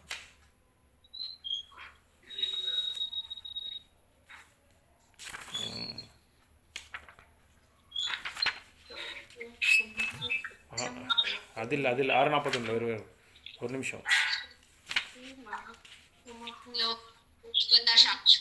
तमः सुचिता श्रीमदं गेहे जायते ಯೋಗ ಭ್ರಷ್ಟನು ಪುಣ್ಯಜೀವಿಗಳ ಲೋಕಗಳಲ್ಲಿ ಬಹುಕಾಲ ಸಂತೋಷವಾಗಿದ್ದು ಅನಂತರ ಧರ್ಮಾತ್ಮರ ಮನೆಯಲ್ಲಿ ಅಥವಾ ಶ್ರೀಮಂತ ಕುಟುಂಬದಲ್ಲಿ ಹುಟ್ಟುವನು. ರೈಟ್. ಎಷ್ಟನೇ ಶ್ಲೋಕ ನೀವು ಓದಿದ್ದು ಇವಾಗ? 40? 41 ಪ್ರಭು. 41 ಕರೆಕ್ಟ್. 41 ಪ್ರಾಪ್ 6:41 தானே? ಪ್ರಾಪ್ಯ ಪುಣ್ಯಾಕೃತಂ ಲೋಕಂ ಉಸಿತ್ವಾ ಶಾಶ್ವತ ಸಮಃ ಶುಚಿನಾಂ ಶ್ರೀಮತಾಂ ಗೇಹೆ யோகபிரஷ்டாபி ஜாயத்தே. சுச்சினாம்னா என்ன அர்த்தம்? ரொம்ப ரொம்ப பயஸ் ஆக்டிவிட்டீஸ், பயங்கரமான பக்தி சேவை நம்ம பண்ணியிருந்தா தான். ஸ்ரீமதாம்னா ரொம்ப வெல்லரச ஒரு வீட்டில் நம்ம வந்து பிறப்பு எடுப்போம். கேஹே ஆமாம், யோக பிரஷ்டா, one who is fallen from the path of self realization. Translation இன்னொரு வாட்டி படிங்க, தமிழில் ஒருத்தர் படிங்க. வெற்றி அடையாத யோகி புண்ணிய ஆத்மாக்களின் லோகங்களில் பற்பல வருடங்கள் அனுபவித்த பின் நல்லோரின் குடும்பத்தில் அல்லது பெரும் செல்வத்தரின் குடும்பத்தில் பிறக்கின்றான். பொருளறையை படிங்க, பொருளறையை படிங்க. ரொம்ப இம்பார்ட்டன்ட் ஸ்லோகா. நான் எதுக்காக இந்த ஸ்லோகா படிக்க சொல்கிறேன்னா, அவங்கள இந்த ஸ்லோகானால தான் நம்ம எல்லாருமே இப்போ பக்திக்கு வந்திருக்கோம். இப்போ நம்ம சத்சங்கம் பண்ணிகிட்ருக்கோம், நிறைய உற்சவங்கள் செய்கிறோம், நிறைய சத்சங்கத்தை வந்து கலந்து கொண்டு இருக்கிறோம், நிறைய சேவைகள் செய்கிறோம் பகவானுக்கு, பக்தர்களுக்கு. இந்த ஸ்லோகா தான் நம்மளுக்கு ரொம்ப ரொம்ப முக்கியமான பிரதானமான ஒரு ஸ்லோகா. பர்போட் படிங்க, பர்போட். சிறிய முன்னேற்றத்திற்கு பின் வீழ்ச்சியுற்றோர், நீண்ட கால யோக பயிற்சிக்கு பின் வீழ்ச்சியுற்றோர் என வெற்றியடையாத யோகிகளை இரு வகையாக பிரிக்கலாம். குறுகிய கால பயிற்சிக்கு பின் வீழ்ச்சியும் யோகியை இரு வகைகளாக பிரிக்கலாம். யோகி புண்ணிய ஆத்மாக்கள் நுழைய அனுமதிக்கப்படும் உயர் லோகங்களுக்கு செல்கிறான். அங்கே நீண்ட கால வாழ்ந்த பிறகு நல்லறவு அந்தன வைஷ்ணவனின் குடும்பத்திலோ பணக்கார வியாபாரிகளின் குடும்பத்திலேயோ பிறப்பதாக மீண்டும் இவ்வுலகத்திற்கு அனுப்பப்படுகிறான். ஓகே, இதில் வந்து நம்ம இந்த சொல்லுங்க. இறுதி பதத்தில் விளக்கப்படுவதை போல யோக பயிற்சியின் உண்மையான குறிக்கோள் கிருஷ்ண உணர்வு எனும் உயர்ந்த பக்குவ நிலையை அடைவதே. ஆனால் சிரமங்களுக்கு மத்தியிலும் தொடர்ந்து முயற்சி செய்யாமல் ஜட கவர்ச்சியால் வீழ்ச்சியடையோர் கடவுளின் கருணையால் தங்களது பௌதீக நாட்டங்களை திருப்தி செய்து கொள்ள அனுமதிக்கப்படுகின்றனர். அதன் பின் நல்லறம் கொண்ட அல்லது செல்வம் மிகுந்த குடும்பங்களில் வசதியாக வாழ்வு வாழ அவர்களுக்கு வாய்ப்பளிக்கப்படுகிறது. அத்தகைய குடும்பங்களில் பிறந்தவர்கள் வசதிகளை உபயோகித்து பூர்ண கிருஷ்ண உணர்விற்கு தம்மை உயர்த்தி கொள்ள முயற்சி செய்யலாம். ஓகே, இந்த ஸ்லோகா, இந்த சாப்டர் நம்பர் என்ன, ஸ்லோகா நம்பர் என்ன சொல்லுங்க? 6. ஸோ இந்த ஸ்லோகாவில் கிருஷ்ணர் வந்து 3 வகையான நபர்களை பற்றி சொல்கிறாங்க. சில பேர் வந்து வெல்லரச குடும்பத்தில் வந்து பிறப்பெடுக்கிறாங்க, ரிச் ஃபேமிலியில் வந்து இது பிறப்பெடுக்கிறாங்க. சில பேர் என்ன செய்கிறாங்க, பெஸ்ட் யோகி ஆர் பெஸ்ட் டிவோட்டி, ஒரு ஆச்சாரியரோட குடும்பத்தில் வந்து அவங்க வந்து பிறப்பெடுக்கிறாங்க. ஸோ இந்த மாதிரி என்ன சொல்கிறாங்கன்னா, சுச்சினாம் the unsuccessful yogi after many years of enjoyment on the planets of the pious living activities is born into a family of righteous people or into a family of rich aristocracy. So the unsuccessful yogis are divided into two classes. One is fallen after every little progress and one is fallen after long practice of yoga. So the yogi who falls after a short period of practice goes to the higher planets where pious living entities are allowed to enter. After prolonged life, he is sent back again to this planet to take birth in the family of righteous Brahmana, Vaishnava or aristocratic merchants. So இங்கே சொல்கிறாங்க ஒரு நபர் வந்து ரொம்ப வெல்ரஸ வீட்டில் வந்து பிறப்பெடுப்பாங்க. அப்படி எடுத்துகிட்டு என்ன பண்ணுவாங்கன்னா he will go to higher planets, உயர்ந்த லோகத்துக்கு சர்வ லோகத்துக்கு அந்த மாதிரி போய் ரொம்ப long time he will stay there, ரொம்ப தீர்க்கமான காலம் வந்து அங்கே வந்து அந்த அந்த என்ன சொல்கிறது அந்த பிறப்பை வந்து முடிச்சுட்டு அதுக்கப்புறம் again he will come back, உடனே வந்து அவர் வாபஸ் வந்து ரிட்டர்ன் வந்துடுவார். எங்கே? இந்த பூலோகத்துக்கு வந்துடுவார். ஸோ இந்த பூலோகத்துக்கு வந்து எங்கே மறுபடியும் ஒரு பெரிய பணக்கார வீட்டில் வந்து பிறப்பெடுத்து அந்த பணக்கார வீட்டில் பிறப்பெடுக்கிறதுனால நம்மளுக்கு என்ன அட்வான்டேஜ் என்ன டிஸ்அட்வான்டேஜ்னா ரெண்டு பாயிண்ட் இருக்குங்க. அட்வான்டேஜ் இருக்குது, டிஸ்அட்வான்டேஜ் இருக்குது. யாருக்காவது சொல்ல முடியுமா? ஒரு பணக்கார வீட்டில் வந்து நம்ம பக்தி தொண்டுக்கு வந்து ரெண்டு விஷயம் வந்து நம்ம வந்து கன்சிடரேஷன் பண்ணிக்கணும். ஒன்று அட்வான்டேஜ் இருக்குது, ஒன்று டிஸ்அட்வான்டேஜ் இருக்குது. என்ன அட்வான்டேஜ் என்ன டிஸ்அட்வான்டேஜ் சொல்ல முடியுமா? ஒருத்தராக சொல்லுங்கள் பார்க்கலாம். பிரபு, அட்வான்டேஜ் வந்து அவங்கனால எந்த ஒரு மத்த பௌதிக தொல்லை இருக்காது, அவங்களால பக்தி தொண்டு பண்ண முடியும்.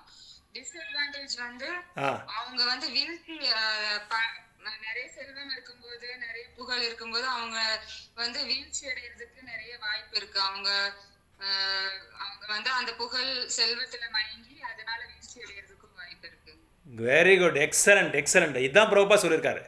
பிரபுபா தான் சொல்கிறாரு, ஒரு வெல்லரச வீட்டில் குடும்பத்தில் வந்து பிறப்பெடுத்தா மாதாஜி சொன்ன மாதிரி ரெண்டுமே இருக்குது, அட்வான்டேஜ் இருக்குது, டிஸ்அட்வான்டேஜ் இருக்குது. அட்வான்டேஜ் என்னென்னா அவங்க செல்வத்துக்காக போய் இது வேலை பண்ண அவசியமே இல்லை, வியாபாரம் பண்ண அவசியம் இல்லை, கம்பெனிக்கு போக அவசியம் இல்லை, எந்த சேவையும் செய்ய அவசியமே இல்லை, பணத்துக்காக போய் நிற்க வேண்டியதே இல்லை. இப்போ பாருங்கள், ஏழை குடும்பங்களாம் என்ன பண்ணுவாங்க, வாரத்துக்கு ஒரு தடவை 2 தடவை ரேஷன் கார்டில் போய் நிற்கணும், க்யூவில் நிற்கணும், அரிசி வாங்கிட்டு வரணும், பருப்பு வாங்கிட்டு வரணும், எண்ணெய் வாங்கிட்டு வரணும்.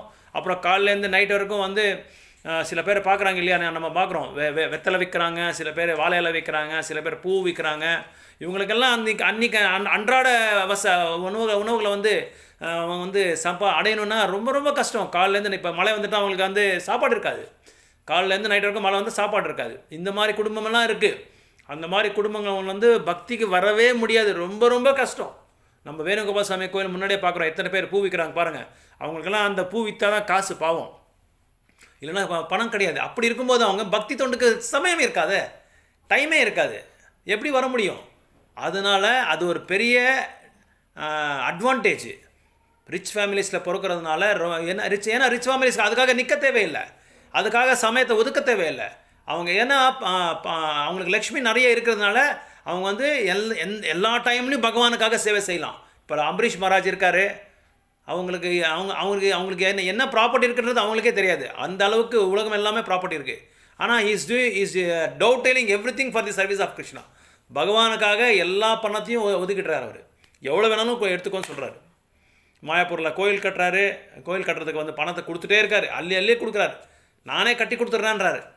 அந்த அளவுக்கு அவருக்கு செல்வம் தேடின்னு வந்துட்டுருக்கு, அப்படியே லக்ஷ்மி தாண்டவம் ஆடுது. இருந்தாலும் அவங்க வந்து அந்த மாதாஜி சொன்ன மாதிரி பிரபுபாதா தான் கொடுத்துருக்காரு. நிறைய பேர் வந்து இப்போது நம்ம பார்த்தாவே ரீசெண்டாக பார்த்தா பணக்காரங்க வந்து கிருஷ்ணவனருக்கு வர்றது ரொம்ப ரொம்ப கஷ்டம்.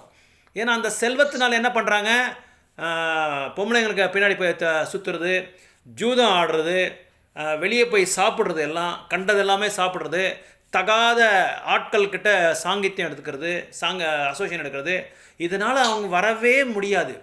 ஆனால் ஒரு பிராமணோட குடும்பத்தில் பிறப்பெடுத்தா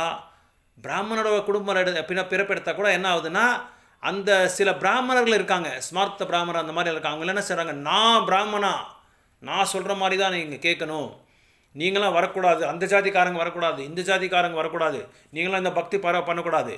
நீங்கள் எங்களுக்கே ஒருத்தர் சொல்கிறாங்க, எங்கள் வீட்டுக்கு நாங்கள் பழைய வீட்டில் இருக்கும்போது ஆப்போசிட்டில், நீங்களாம் எப்படி, யார் உங்களுக்கு பூனல் கொடுத்தாங்க, எப்படி நீங்கள்னா பிராமணரான்னு கேட்குறாரு அவங்க.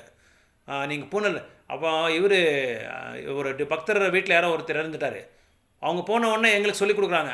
நாங்கள் போய் அந்த டெத்தை அந்த எங்கள் சொந்தக்காரங்களை போய் பார்த்துட்டு வெளியே வரும்போது உடனே சொல்கிறாங்க, உடனே நீங்கள் பூனல் மாற்றணும் தெரியுமா அவங்களுக்குன்றாங்க.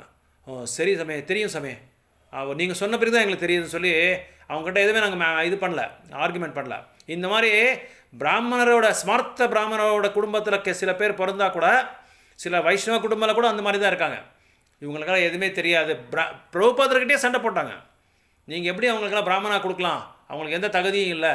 ஆனால் இன்றைக்கி பார்த்தா பிராமணர்கள் எல்லாமே வீழ்ச்சி விழுந்துட்டு இருக்காங்க. ஆனால் நம்ம கௌடி சம்பிரதாயத்தில் எல்லாம் இப்போ ஆச்சாரியாஸ் வந்து அந்த வீழ்ச்சி விழுந்த பக்தர்களை வந்து வீழ்ச்சி விழுந்த நபர்களை வந்து பக்தராக்கியிருக்காங்க வெளிநாட்டில். நிறைய பேர் நானே பார்த்துருக்கேன், நிறைய பேர் நான் கேட்டிருக்கேன், அவங்கக்கிட்ட பேசியிருக்கேன். நிறைய இந்த ஸ்ரீ சம்பிரதாயத்தில் இருக்கிறவங்க, மத்வ சம்பிரதாயத்தில் இருக்கிறவங்க, அவங்களோட குடும்பத்தோட அந்த கலாச்சாரமே விட்டுட்டாங்க அவங்க. ஆனால் வெளிநாட்டில் போய் பிரபுபாதர் புஸ்தகம் படித்து, பிரபுபாதரோட டிசைபிள்ஸை பார்த்து, பிரபுபாதரோட அந்த சத்சங்கத்தெல்லாம் கேட்டு, லெக்சர்ஸ் எல்லாம் கேட்டு, அதுக்கப்புறமா பக்தராகியிருக்காங்க. இந்த மாதிரி எந்த குடும்பத்தில் நம்ம போகிறோம்னா, ஒரு ஆச்சாரியரோட குடும்பத்தில், ஒரு வைஷ்ணவரோட குடும்பத்தில், ஒரு பக்தரோட குடும்பத்தில் யார் ஒருத்தர் வந்து பிறப்பெடுக்கிறாங்களோ அவங்களுக்கு எந்த காரணத்தை கொண்டு பக்திக்கு தடையே இருக்காது. எந்த காரணத்தை கொண்டு பக்தி தடையே இருக்காது. அப்படி யாராவது ஒருத்தர் உங்களுக்கு தெரியுமா? ஒரு பெரிய ஆச்சாரியர் வந்திருக்காரு, அந்த மாதிரி நிறைய பேர் வந்திருக்காரு. நம்மளுக்கு தெரிஞ்சவருங்க எல்லாருக்குமே தெரியும், இது உலகத்துக்கே தெரியும், பக்தி சர்க்கிளில். எக்ஸாக்ட்லி. பிரபுபாதரோட அப்பா வந்து உயர்ந்தமான வைஷ்ணவர், ரொம்ப உயர்ந்தமான வைஷ்ணவர், கௌரமோகன் தே. அவருக்கு சின்ன வயசுலே பிரபுபாதரை வந்து ராதாராணிக்கு வந்து இவர் பக்தராகணும், ராதாராணி. ஆனால் அவங்க அம்மாவுக்கு அந்த இது இல்லை, ரஜினி அவங்க அம்மா பேர், பிரபுபாதரோட அம்மா பேர் ரஜினி.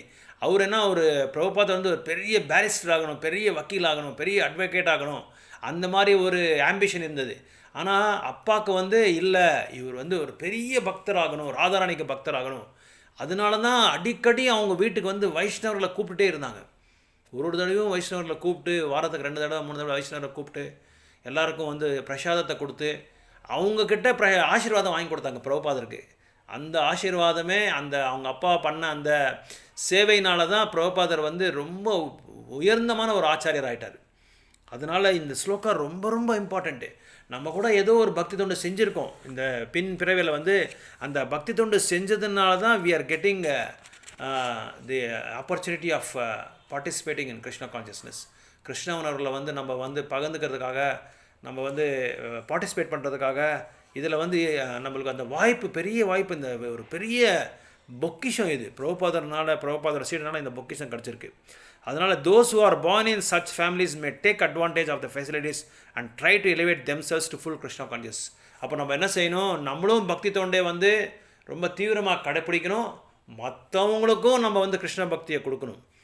மற்றவங்களுக்கும் நம்ம கிருஷ்ண பக்தியை கொடுத்தாதான் கிருஷ்ணர் வந்து ரொம்ப சந்திருப்தி ஆகிடுவார், ரொம்ப ரொம்ப சந்திருப்தி ஆகிடுவார். அதனால் இந்த நம்பிக்கைன்றது வந்து நீங்கள் 4:40 பகவத்கீதை அந்த ஸ்லோகா கூட சொல்கிறது, அப்புறம் 9:3 இந்த 2 ஸ்லோகா ரொம்ப டீட்டெயிலாக கிருஷ்ணர் சொல்கிறார்.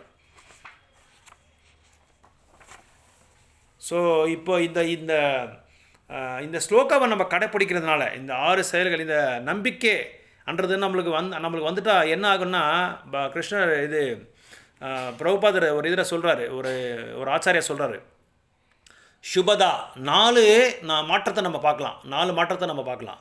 இந்த கிருஷ்ண கான்சியஸில் வந்து நம்ம நம்பிக்கையோட பக்தி தொண்டு செய்கிறதுனால 4 முக்கியமான ஒரு பிரதானமான ஒரு கருத்துக்களை நம்ம பார்க்கலாம். சுபதா அப்படின்னா நம்மளுக்கு இந்த பக்தி தொண்டு நம்பிக்கையோட கிருஷ்ண உணர்வு நம்ம பண்ணுறதுனால மற்றவங்க மேலே நம்மளுக்கு ஜாலி வருது, மற்றவங்க மேலே நம்மளுக்கு வந்து ஒரு இறக்க மனம் வருது. இவங்களை எப்படியாவது காப்பாற்றணும், இவங்களுக்கு எப்படியாவது கிருஷ்ண பக்தி கொடுக்கணும், இவங்களுக்கு பிரசாதத்தை கொடுக்கணும், இவங்களுக்கு புக்ஸ் டிஸ்ட்ரிபியூஷன் பண்ணணும், அந்த மாதிரி ஒரு கம்பேஷன் மற்றவங்க மேலே நம்மளுக்கு இறக்க மனசு வருது.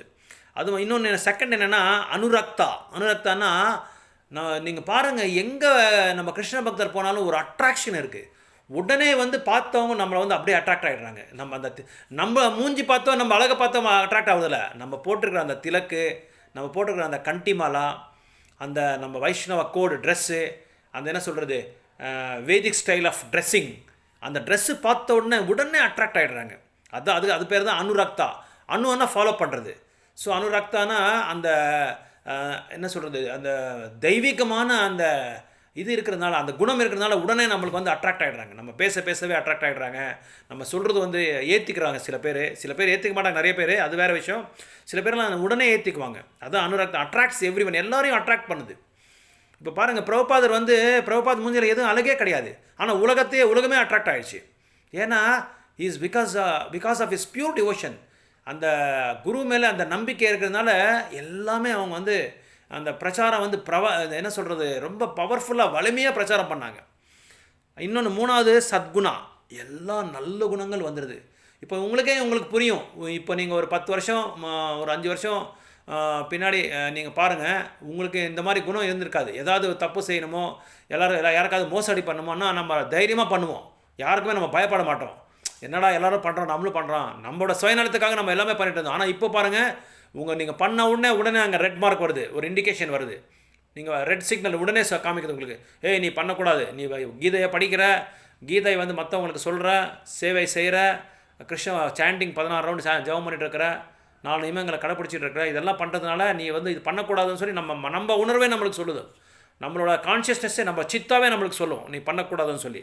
அதனால் you will get all best good qualities, நல்ல குட் குவாலிட்டிஸ் நம்மளுக்கு வந்துடும் இது பண்ணுறதுனால, இந்த பகவானுக்கு நம்பிக்கையோடு நம்ம பக்தி தொண்டு பண்ணுறதுனால.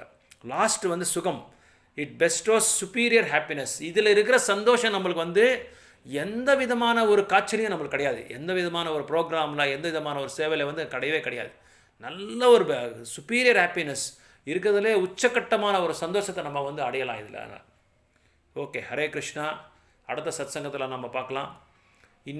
அப்புறம் இன்னொரு முக்கியமான ஒரு இது மெசேஜ் எப்படின்னா, நாளைக்கு புதன்கிழமை வந்து இவங்க கார்த்திக் வீட்டில் தான் நம்ம வந்து இது கீதா மாதாஜி வீட்டில் வந்து நாளைக்கு ஒரு நாள் வந்து சத்சங்கம் அங்கே பண்ண போகிறோம். ஸோ தயவுசெய்து எல்லா பக்தர்கள் வந்து அவங்க வீட்டுக்கு வந்துடுங்க. தெரியாமல் அவங்க வந்து எனக்கு ஃபோன் பண்ணுங்கள், நான் உங்களுக்கு வந்து ஏற்பாடு பண்ணுறேன். ஹரே கிருஷ்ணா. புரியுதுங்களா மாதாஜி? நாளைக்கு எல்லாருமே கார்த்திக் வீட்டுக்கு வந்துடுங்க. யார் வராமல் இருக்காங்களோ இன்றைக்கி சத்சங்கத்துக்கு அவங்களுக்கு கொஞ்சம் இன்ஃபார்ம் பண்ணுங்கள். நானும் வந்து மெசேஜ் அனுப்பிச்சி விட்றேன். ஸோ இன்றைக்கி கிளாஸில் யாராவது உங்களுக்கு ஏதாவது சந்தேகம் இருந்தால் நீங்கள் கேட்கலாம்.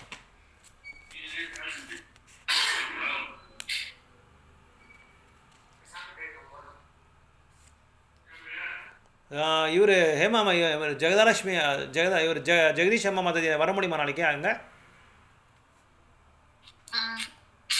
நீங்கள் உங்கள் வீட்டுக்கு இவர் கௌரி வீட்டுக்கு கௌரி மாதாஜி வீட்டுக்கு வந்துருக்கு மாதாஜி, அவங்க கூட்டிகிட்டு போய்ட்றாங்க. ஹரே கிருஷ்ணா. எஸ் சொல்லுங்கள் மாதாஜி. வெளியில போற மாதிரி இருக்கு பிரபு. சரி, போகலன்னா வாங்க. ஓகே, பரவாயில்ல, no problem. Okay Hare Krishna. வேறு ஏதாவது கேள்விகள் இருக்கா? சந்தேகம் ஏதாவது இருக்குங்களா?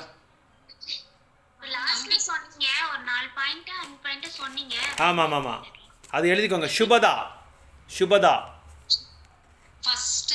ஃபஸ்ட்டு வந்து சுபதா, அதாவது இறக்கமனம், மற்றவங்க மேலே இறக்கமனம். என்னடா இவ்வளோ கஷ்டப்படுறானே இவன், பாவம், பணம் இல்லாத கஷ்டப்படுறான், நிறைய சமஸ்யைகள், நிறைய பிரச்சனைகள் இருக்குது வாழ்க்கையில், பணப்பிரச்சனை, வாழ்க்கையில் பிரச்சனை, வீட்டில் பிரச்சனை.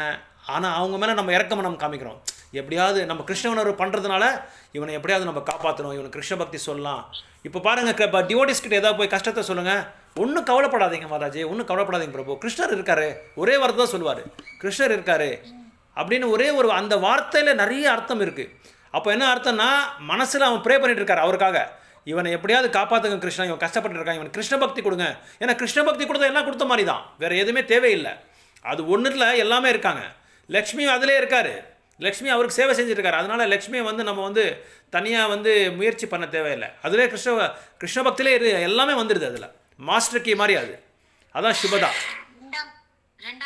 ரெண்டாவது வந்து அனுரக்தானா நம்ம பண்ணுற பக்தினால், நம்ம பண்ணுற பக்தி சேவையினால் எல்லாருமே வந்து அந்த கவர்றாங்க, எல்லாரையும் கவர்ற அந்த குணம் அதில் வந்துடுது, அந்த பக்தியில் வந்துடுது. அதுதான் அனுரக்தா. மூணாவது வந்து சட்குணா,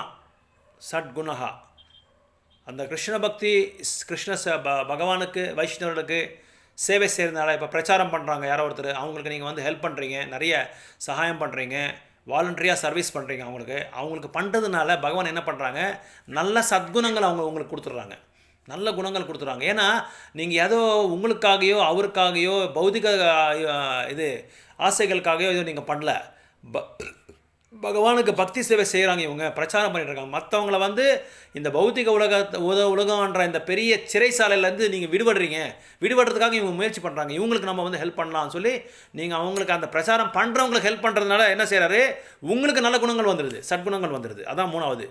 4வது வந்து சுகம். எங்கே இல்லாத சந்தோஷம் நம்மளுக்கு வந்துடும். நம்மளுக்கு கஷ்டம் இருக்கும், பிரச்சனைகள் இருக்கும், வீட்டில் பிரச்சனை இருக்கும், பிரச்சனை இல்லாத யாருமே இல்லை. நிறைய பிரச்சனைகள் இருந்தால் கூட அதில் கூட ஒரு சந்தோஷம் இருக்குது. ஏன்னா நம்ம என்ன செய்கிறோம், பகவான்கிட்ட போய் ப்ரே பண்ணுறோம். நீ எந்த கஷ்டத்தை கொடுத்தாலும் பரவாயில்ல, அந்த கஷ்டத்தை வந்து நீக்கிறதுக்காக நம்மளுக்கு சக்தியும் அறிவையும் அந்த தைரியமும் எனக்கு கொடுத்துருன்னு சொல்லி நம்ம பிரார்த்தனை பண்ணாலே போதும். பகவான் என்ன பண்ணுவாங்க, நம்மளுக்கு அந்த சந்தோஷத்தை கொடுத்துருவாங்க. அந்த கஷ்டத்தில் கூட சந்தோஷம் இருக்கும் நம்மளுக்கு. எழுதிக்கிட்டீங்களா? சுபதா, அனுரக்தா, சட்குணா, சுகம்.